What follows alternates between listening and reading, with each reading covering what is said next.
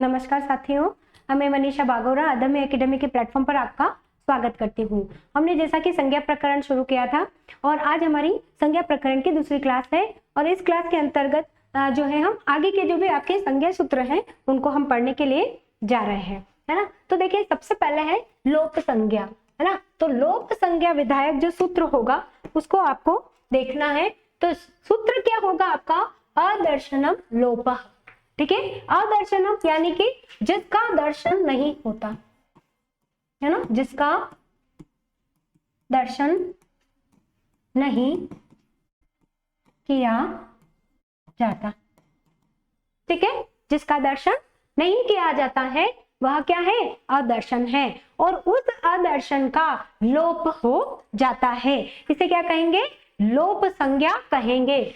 Exam में आएगा लोप संज्ञा विधायक सूत्र कौन सा है, बिल्कुल आएगा आपके। और आपको सूत्र लिखना है ये वाला, है ना। कौन सा? अदर्शनम लोपः। क्या है? लोप संज्ञा विधायक सूत्र है। ध्यान में रखना है, भूलना नहीं है, क्योंकि हमारे पास एक सूत्र और है, वह है तस्य लोपः। तस्य लोपः ये जो सूत्र है आपका, ये कहता है उसका लोप होता है ना। किसका लोप होता है ना, ये देखना है किसका लोप। ये कह रहा है उसका लोप होता है। किसका? इत संज्ञक वर्ण का। इत संज्ञक वर्ण का जो लोप होता है, अभी हमने नेक्स्ट क्लास में पहले पढ़ा था कि जो इत संज्ञा विधायक जो सूत्र है, 6 ही सूत्र हैं, उनके द्वारा जिन जिन वर्णों का क्या होगा? इत संज्ञा होगी उनकी, उनका जो लोप होगा वह इस सूत्र से होगा तस्य लोपः। तस्य लोपः लगाते ही जो इत संज्ञक वर्ण है उसका लोप हो जाएगा। ठीक है, ये याद रखना है। ये दोनों ही सूत्र जो है ना, उसमें से एग्जाम में आएगा आपका, पहले ये आएगा ऑप्शन में, ये दूसरा ऑप्शन में आ जाएगा, तीसरा ऑप्शन में और कुछ आ जाएगा, चौथे ऑप्शन में और कुछ आ जाएगा, है ना। तो जब ये ऑप्शंस आपके आएंगे तब आपको ये याद रखना है कि अगर पूछा जाता है लोप संज्ञा विधायक सूत्र कौन सा है, तो आपको यहाँ पर लिखना है अदर्शनम लोपः। क्या लिखेंगे आप? अदर्शनम लोपः। ये ध्यान रखना है ना। तो ये यहाँ पर जो है इत संज्ञक वर्ण का जो यहाँ पर तस्य लोपः, उसका लोप हो जाता है। पहले ये आएगा, उसके बाद आएगा किसका लोप? जो अदर्शन हो चुका है, यानी कि जिसकी हमने संज्ञा कर दी है। ये दोनों ही समझना आवश्यक है। ठीक है नहीं? ठीक है, चले नेक्स्ट। अदर्शनम लोपः हो गया, यानी कि जिसका दर्शन नहीं किया जा सकता है। दूसरा आपका इंपॉर्टेंट, वेरी इंपॉर्टेंट है संहिता संज्ञा। ठीक है, संहिता संज्ञा विधायक जो आपका सूत्र है वह कौन सा है? परः सन्निकर्षः संहिता, है ना। एक संहिता है, याद रखना है आपको, अभी आएगा इसके बाद वाला, है ना, उसको भी और उसमें भी डिफरेंस समझना है। क्या है? संहिता संज्ञा विधायक जो सूत्र है वह कौन सा है? परः सन्निकर्षः संहिता। ठीक है, परः यानी परस्पर, सन्निकर्षः यानी सामीप्य। ठीक है ना, समीपता, निकटता, सामीप्यता, ये सारी जो चीजें इसके अंतर्गत आएगी। और संहिता, है ना, इस संहिता को, है ना, हम क्या कह सकते हैं? संधि कह सकते हैं। ठीक है, इस संहिता को हम क्या कह सकते हैं? संधि कह सकते हैं। यानी कि वर्णों की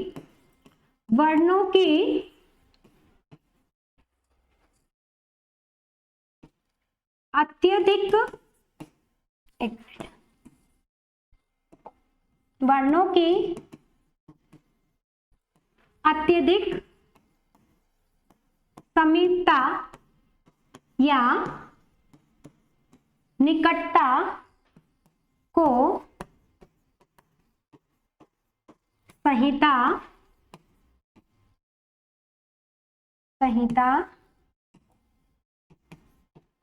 कहा गया है या कहा जाता है। ठीक है, वर्णों की अत्यधिक समीपता, यहाँ पर जो आपका सन्निकर्ष है, कभी कभी पूछा जाएगा पर सन्निकर्ष संहिता सूत्र में सन्निकर्ष का क्या अर्थ है, तो यहाँ पर आएगा अत्यधिक समीपता। ठीक है, क्लियर हो रहा है? अत्यधिक समीपता, परस्पर, पर है ना, परस्पर अत्यधिक समीपता, वर्णों की अत्यधिक समीपता या निकटता को क्या कहते हैं? संहिता कहा गया है। ठीक है ना, ये आपको याद में रखना है। ठीक है, फिर यहाँ पर देखते हैं कि जो आपका, जैसे मैं उदाहरण बता देती हूँ, है ना, जैसे हम उदाहरण बता देते हैं, मैं कह रही हूँ संहिता को हम क्या कहते हैं? संधि कहते हैं। तो वही संधि के उदाहरण आएंगे। जैसे आपका उदाहरण आ गया विद्यालय, है ना। अब देखो यहाँ पर शब्दों की कितनी समीपता है ना, क्या है यहाँ पर? शब्दों की बहुत अधिक समीपता है ना। तो यहाँ पर अगर हम देखेंगे कि जो समीपता लाने वाला शब्द है वह कौन सा है, इसको आप तोड़ेंगे, विद्या धन आलय। ठीक है, अब यहाँ पर देखिए, यहाँ पर भी है आ और यहाँ पर भी है आ। तो आपका जो है ना सन्निकर्ष, है ना, जो समीप लाने वाला, है ना, जो वर्ण होगा जिसे हम क्या कहेंगे? संहिता। संहिता संज्ञक जो वर्ण होगा वह होगा आपका आ। क्या होगा? आ होगा। ठीक है, इसी तरीके से संधि के जितने भी उदाहरण हैं वो सारे इसके अंतर्गत आएंगे। और यहाँ पर ये बात कर रहे हैं, है ना, तो यहाँ पर जो ये बात होगी ये सारी स्वर संधि के अंतर्गत आएगा। ये भी आपको ध्यान में रखना है। जैसे आप एक और उदाहरण ले सकते हैं, मध्वरी, है ना। क्या उदाहरण आएगा आपका एक और? मध्वरी, है ना। यानी कि इसको अगर हम जब तोड़ते हैं, मधु धन अरी। ठीक है, क्या हो गया? मधु धन अरी। अब यहाँ पर जो आपका समीपता लाने वाला, है ना, क्या कहेंगे? संहिता संज्ञक अगर वर्ण निकालना होगा तो आपका क्या आ जाएगा? आपका यहाँ पर वर्ण आएगा उ और अ। ठीक है, ये ध्यान रखना है। ये जो आपका वर्ण आया है ना, ये दोनों जो मिलकर आपके बने हैं वो क्या बन जाएगा? व में बदल जाएगा। जब हम यण संधि पढ़ेंगे तब हम वापस बताएंगे, लेकिन अभी हम आपको सिर्फ इतना ही बता रहे हैं कि पर सन्निकर्षः संहिता, उसका अगर उदाहरण देखा जाए तो आपका क्या हो जाएगा? ये हो जाएगा। जैसे मध्वरी हो गया, सुधि उपास्य हो गया, है ना, हमने विद्यालय पढ़ा था वो हो गया। ये सारे उदाहरण इसके अंतर्गत आएंगे। ठीक है, समझ में आ गया? पर सन्निकर्षः संहिता, है ना, वर्णों की अत्यधिक समीपता या निकटता को संहिता कहा जाता है। इसी संहिता को हम संधि भी कहते हैं। जैसे आपका विद्यालय हो गया, है ना, जैसे आपका जो है मध्वरी हो गया। ठीक है, मध्वरी हो गया, आपका सुधि उपास्य हो गया। ये जितने भी आपके उदाहरण है इसके अंतर्गत आएंगे। और एक और बात है कि पर सन्निकर्षः संहिता की जब आप बात करेंगे तब हम यहाँ पर स्वर संधि को देखते हैं, है ना। स्वर संधि जो 5 प्रकार की बताई गई है वो सब हम बाद में पढ़ेंगे, है ना। अभी हम एक बार ये पढ़ लेते हैं। फिर नेक्स्ट आता है आपका, ठीक है, हाँ, अभी हम जो ये पर सन्निकर्षः संहिता की बात कर रहे हैं इसके लिए ये कहा गया, देखिए ये क्या है, ये आपका एक श्लोक है। ये है, संहिता एक पदे नित्या नित्या धातु उपसर्गयोः नित्या समासे वाक्ये तु सा विवक्षाम पेक्षते, है ना। इसका क्या मतलब हुआ? इसका मतलब जब आप देखोगे तो ये है कि जब आप, है ना, जब आप संहिता करने के लिए जाएंगे तो अनिवार्यतः संहिता के अंतर्गत, है ना, जब आप संहिता कार्य करने के लिए जाएंगे तो संहिता कार्य में ये अनिवार्य रूप से नित्य होगा, अनिवार्य रूप से नित्य होगा, नित्य संहिता कार्य होगा। कब होगा? ये कहता है श्लोक, क्या कहता है? संहितेक पदे नित्या, यानी कि संहिता एक पद में नित्य होगी। एक पद में, एक पद में नित्य होगी, यानी हमेशा होगी, सदैव होगी। नित्या धातु उपसर्गयोः, क्या कह रहा है ना, नित्या धातु उपसर्गयोः, यानी कि धातु से पूर्व, धातु से पूर्व जब उपसर्ग होगा, है ना, धातु से पूर्व जब उपसर्ग होगा तो क्या होगा? संहिता नित्य होगी। आ रही बात समझ में? संहिता क्या हो जाएगी? नित्य हो जाएगी। नित्य समास है। समास में जब आप समास कार्य करेंगे तो समास में भी नित्य क्या होगी? संहिता होगी। ये कार्य आपको करना ही पड़ेगा। इसके अलावा देखिए, वाक्ये तु सा विवक्षा पेक्षते, है ना, विवक्षाम पेक्षते। इसका मतलब यहाँ पर ये हो रहा है कि जहां पर संभव हो, है ना, वाक्य के प्रसंग में, नंबर 1, 2, 3 एंड 4 यहाँ पर लिख लेती हूँ ना, तो वाक्य के प्रसंग में, है ना, वाक्य के प्रसंग में जहां पर, है ना, जहां पर क्या होगी? जरूरत होगी, है ना, वहां पर, है ना, क्या होगा? वाक्य के प्रसंग में भी नित्य रूप से संहिता कार्य होगा। ठीक है। और ये जो कार्य होगा वो कार्य आपके वक्ता पर निर्भर होगा। वक्ता पर, है ना, यानी कि कहने वाले की इच्छा है कि मैं एक साथ बोलूं एक वाक्य को, या उसको खंड खंड करके मैं बात करूं, है ना। तो यहाँ पर ये ध्यान रखना है ना। ठीक है। आगे बात समझ में? जैसे हमने देखिए, है ना, जैसे मेरा मन है कि मैं क्या है, इस वाक्य में, ये जो पूरा वाक्य लिखा हुआ है इसके अंतर्गत जो मैं खंडशः बोलूं, तो मैं बोलूंगी संहिता एक पदे नित्या संहिता धातु उपसर्गयो, है ना। फिर मैंने बोला नित्या समासे वाक्य तु सा विवक्षाम अपेक्षते। ठीक है। इस प्रकार से जो मैंने अभी बोला है वो कैसे बोला है? खंडशः बोला है ना। और अगर मैं ऐसे बोलती हूँ संहितेक पदे नित्या नित्या धातु उपसर्गयो नित्या समासे वाक्य तु सा विवक्षाम अपेक्षते, है ना। तो आपको यहाँ पर ये ध्यान रखना है। तो वाक्य के प्रसंग में, है ना, वक्ता की इच्छा पर निर्भर करेगा कि वो संहिता कार्य को किस प्रकार से करेगा। और जहां पर एक पद होगा, एक पद का मतलब यहाँ पर किसी का नाम हो गया, जैसे राम हो गया, जैसे विद्यालय हो गया, है ना। ऐसे नहीं बोलेंगे विद्यालय, विद्यालय ऐसे नहीं बोलेंगे, विद्यालय बोलेंगे, क्योंकि ये कैसा है? एक पद है। ठीक है। अब किसी धातु में अगर उपसर्ग लगा हुआ हो तो यहाँ पर भी हमको कैसा बोलना पड़ेगा? नित्य ही संहिता के अनुसार बोलना पड़ेगा। ठीक है। अब समास को भी क्या बोलोगे आप? समास को भी संधि के अनुसार ही बोलोगे। ठीक है। जैसे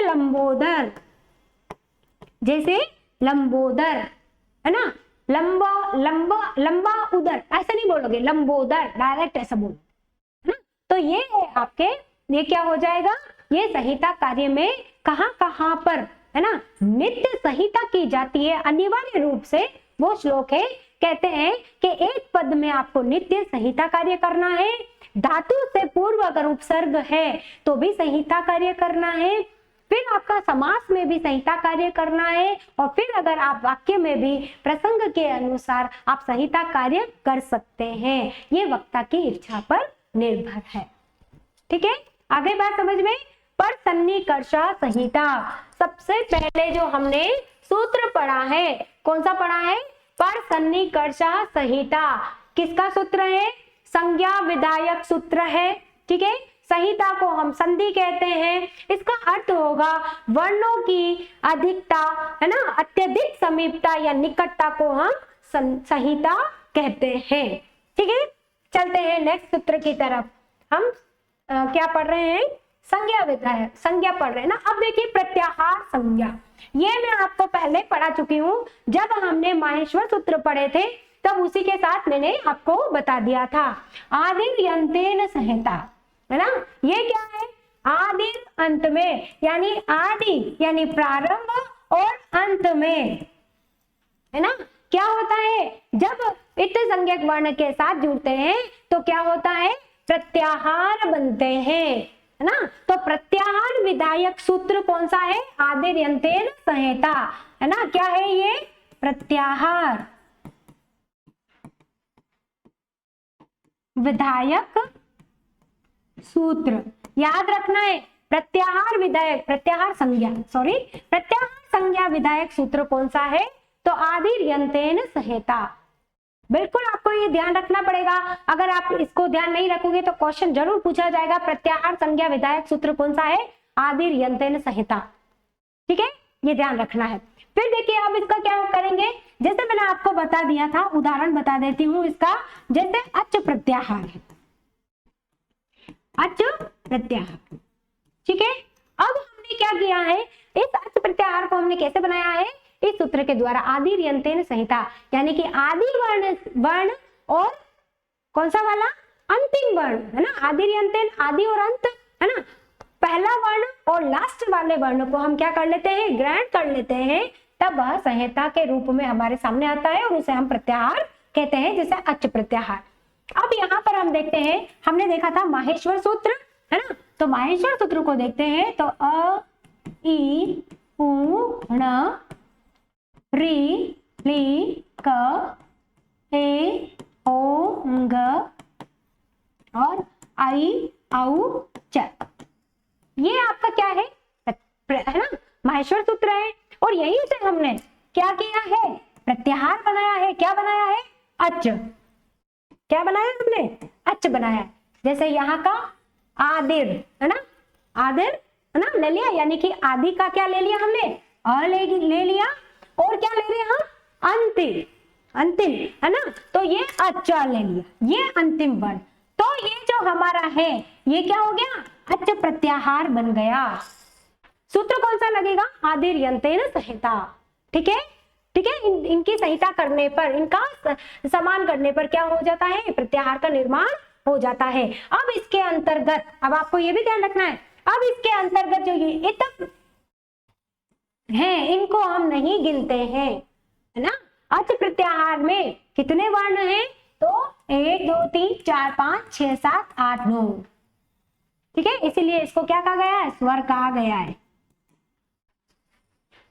ठीक है, जब हम प्रत्याहार निर्माण करते हैं, है ना, तब हम अंतिम वर्ण को ग्रहण करते हैं, लेकिन जब हम वर्णों की बात करते हैं तब हम कोई भी अंतिम वर्ण का ग्रहण नहीं करते हैं। आपको ये भी ध्यान में रखना होगा। ठीक है, चलो आगे। आदिर्यंतेन संहिता, ये हमने पहले पढ़ा। अब आता है आपका इंपॉर्टेंट सहयोग संहिता ना। संयोग, संयोग संज्ञा को अगर हम देखें, है ना, दूसरा क्या आ रहा है? संयोग संज्ञा, है ना। ये जो संज्ञा है आपकी, ये इसका जो सूत्र होगा वो किसके द्वारा होगी? संयोग संज्ञा विधायक सूत्र कौन सा है आपका? हलो अंतराह संयोगः। हलो अंतराह यानी हल, है ना, अंतर, संयोग, ऐसे हलो अंतरा संयोगः। ठीक है, अब देखिए इसके अंतर्गत क्या होगा, है ना। इसमें क्या कह रहा है? इसको अगर हम देखेंगे, हल यानी ये व्यंजन, व्यंजन की बात कर रहा है। अब इसको हम कह सकते हैं व्यंजन संधि, अगर यहाँ पर हम करेंगे कहीं पर भी, है ना, तो इस सूत्र के द्वारा भी हम देख सकते हैं। ठीक है, हलोन्तराः संयोगः किस प्रकार का सूत्र है? संयोग संज्ञा विधायक, संयोग संज्ञा विधायक, संयोग संज्ञा विधायक आपका ये सूत्र है। कौन सा? हलो अंतरः संयोगः। ठीक है, हलों के बीच में जहां पर अंतर नहीं दिखाई देता, व्यवधान नहीं दिखाई देता, वहां पर संयोग होता है। ठीक है, यानी कि संधि होती है, और कौन सी होगी? व्यंजन संधि होगी। ठीक है, उदाहरण देखिए, इंद्र। ठीक है, उदाहरण देखते हैं इंद्र। अब देखिए इसमें क्या होगा? ई ना र और द, ये निकल रहे हैं, शब्द निकल रहे हैं, ई न द र। अब देखिए इनके बीच में, यहां पर देखिए, ठीक है, इनके बीच में इंद्र, र बाद में आ रहा है। ठीक है, इसको देख लेते हैं, द और र। अब देखिए इन दोनों वर्ण के बीच में आपका न और द, ये दोनों कैसे हैं? हलंत है। क्या है? हलंत है। इसका मतलब इन दोनों के बीच में किसी स्वर का व्यवधान नहीं है। स्वर का व्यवधान यानी बाधा, व्यवधान नहीं हुआ है। ठीक है, इन दोनों के बीच में किसी भी किसका स्वर का भी व्यवधान नहीं हुआ है। इसलिए इस शब्द का जो रूप बनेगा वह इस प्रकार का बनेगा, है ना। हलो अंतरा यानी कि हल के बीच में, है ना, कहीं पर भी स्वरों का व्यवधान नहीं होता है, तब संयोग संज्ञा होती है। और किस सूत्र से होगी? हलो अंतरा संयोग। किससे होगी? हलो अंतरा संयोग। ठीक है, इसको कैसे लिखेंगे? लिखेंगे यदि दो या दो से अधिक व्यंजन वर्णों के बीच किसी स्वर वर्ण का व्यवधान नहीं होता है, तब संयोग संज्ञा होती है। ठीक है, इस सूत्र का आपका अर्थ है ना, हलो अंतरा संयोग। ठीक है, हलो अंतरा संयोग, है ना, समझ में आ गया। किसी भी व्यवधान, किसका? स्वर का व्यवधान जब नहीं होता है किन वर्णों के बीच में? व्यंजन वर्णों के बीच में, तब हम इसको कहते हैं, क्या कहते हैं? संयोग संज्ञा कहते हैं। ठीक है, जैसे देखिए आपका क्षमा। ठीक है, ये क्या है आपका? क्षमा। अब इसमें देखिए जो आपका ये क्ष है ना, ये कैसे बनता है? ये कैसे बनता है? क्ष कैसे बनता है बताइए, है ना, का और क्ष, फिर म और आ। ये इसको देखो, है ना, जो आपका ये का के बाद श है, ये दोनों आधे आधे हैं ना। जब ये दोनों यहाँ पर आधे हैं, इसका मतलब यहाँ पर किसी भी, है ना, व्यंजन का, सॉरी, स्वर का व्यवधान नहीं है। इसको मैं ऐसा पूरा लिख लेती हूँ।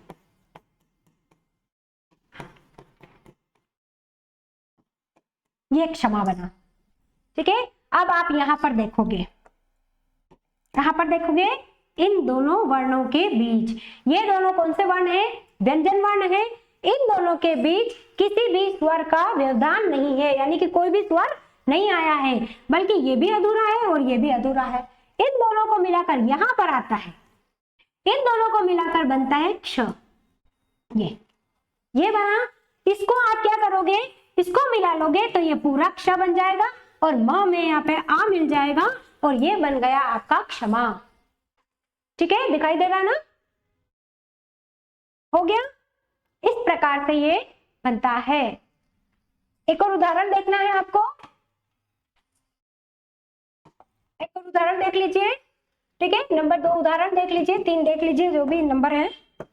उदाहरण देखिए, त्राण। ठीक है, बना। अब देखिए इसको अगर हम त्र को देखें, किससे बनता है? त र आ ण अ, ये आपका त्राण। ठीक है, अब यहां पर देखना है हमको, क्या देखना है? संयोग। संयोग संज्ञा कहां पर हो रही है? हलो अंतराः संयोग। हलो के बीच में, दो या दो से अधिक व्यंजन वर्ण के बीच में जब स्वरों का व्यवधान नहीं होता है, तब क्या होती है? संयोग संज्ञा होती है। तो त और र के बीच में ये बनता है त्र। तो इन दोनों के बीच में ये दोनों क्या है? हल वर्ण है, यानी कि व्यंजन वर्ण है, और इनके बीच में क्या नहीं हो रहा है? किसी भी स्वर का व्यवधान नहीं है, इसलिए इसे संयोग संज्ञा कहेंगे। क्लियर हो गया? चलिए नेक्स्ट। अब है आपकी पद संज्ञा, ये भी इंपॉर्टेंट है, यहां से भी क्वेश्चन पूछे जाते हैं, याद रखना है। संज्ञा प्रकरण से क्वेश्चन जरूर पूछे जाते हैं। एक एक जितने भी आपके सूत्र मैंने पढ़ाए हैं अभी तक, ये लास्ट है, और अभी तक जितने भी पढ़ाए हैं सब में से प्रश्न बनता है। ठीक है, तो सुप्तियंतम पदम, है ना, ये सूत्र है, ये क्या है, सूत्र है। कौन सा है, पद संज्ञा विधायक, पद संज्ञा का विधान करने वाला विधायक सूत्र, सुप्तियंतम पदम, सुप्तियंतम पदम, यानी कि सुप और तिंग, है ना, सुप और तिंग की क्या होती है, पद संज्ञा होती है।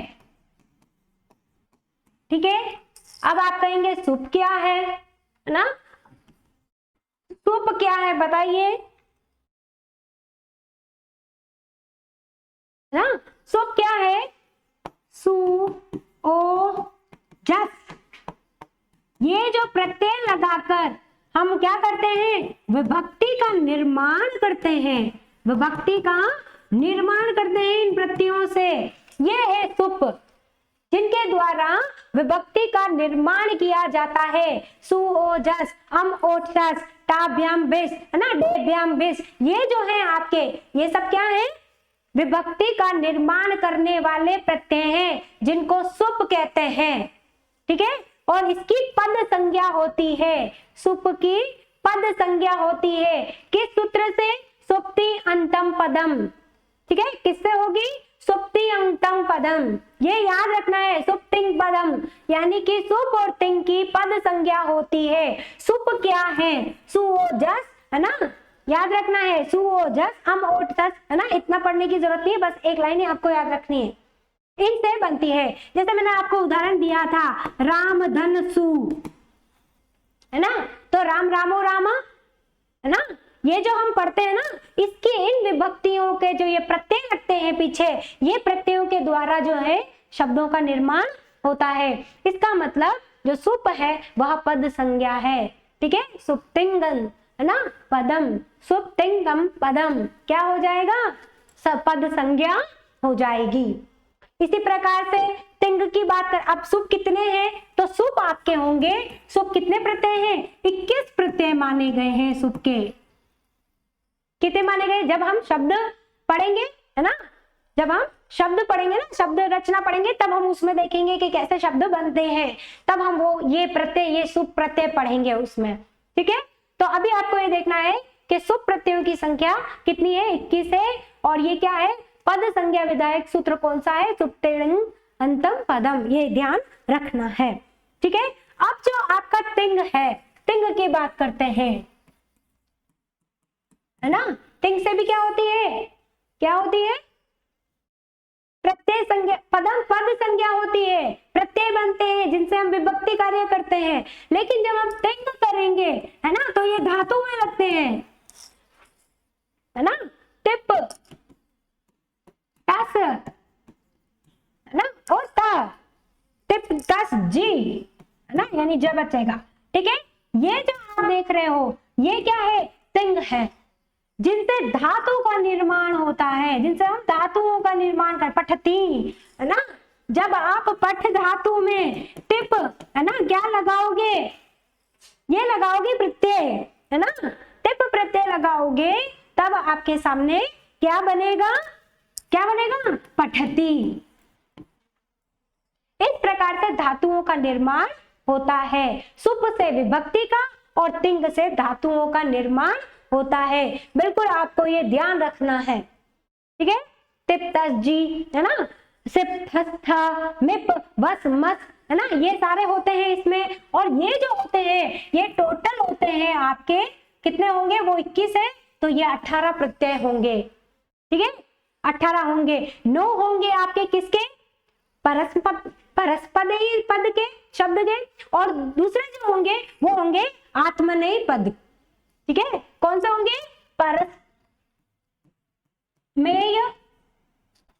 एक मिनट दूसरा कलर ले लेते हैं हम, ये परस्मैयी पद और एक होगा आपका आत्मनेयी पद।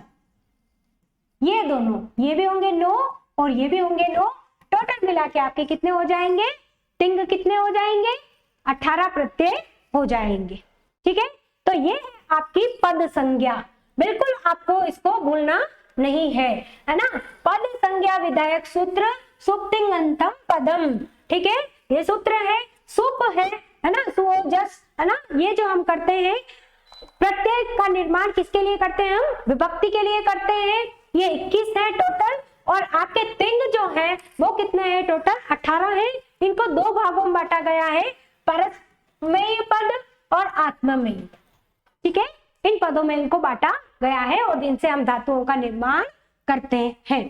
ठीक है, समझ में आ गया, आ गया आप लोगों को समझ में, बिल्कुल है ना। तो देखिए आज के लिए हम इतना ही पढ़ते हैं। ठीक है, धन्यवाद।